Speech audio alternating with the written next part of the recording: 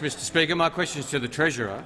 This morning, the Treasurer staked his reputation on the credibility of the BIS Shrapnel report, claiming that it was about Labor's negative gearing reforms.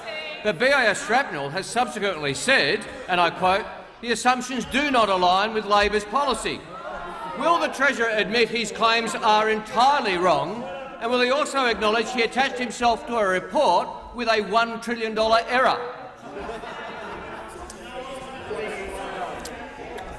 Members on both sides will cease interjecting. The member for Deakin is warned.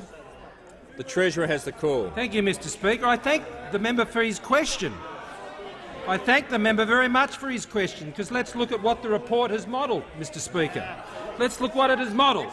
It has modelled the abolition for established dwellings, the removal of a tax deductibility of losses on established residential property against general income. That's their policy. New properties are exempt. That's their policy.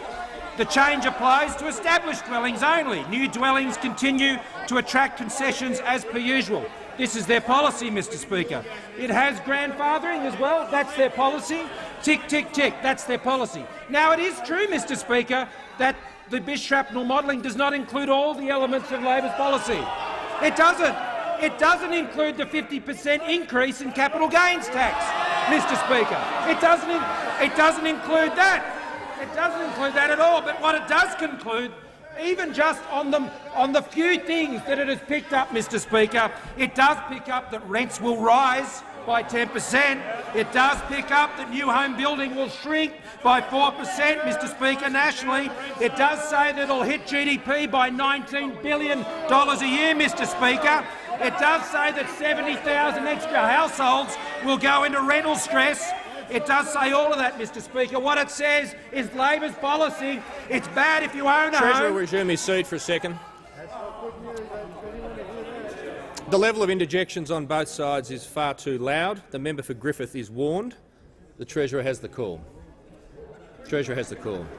Thank you, Mr Speaker. What it says is under Labor's proposals, it's bad if you own a home, it's bad if you invest in a home, and it's bad if you rent a home, Mr Speaker. They didn't miss anyone. They hit them all, Mr Speaker. But I also come to the issue that the member for McMahon has come to the dispatch box all hairy-chinned and hairy-chested, Mr Speaker. He's come here and he's talked about a typo in the report. Well, the member for McMahon was very kind when I became Treasurer. He gave me a copy of his book.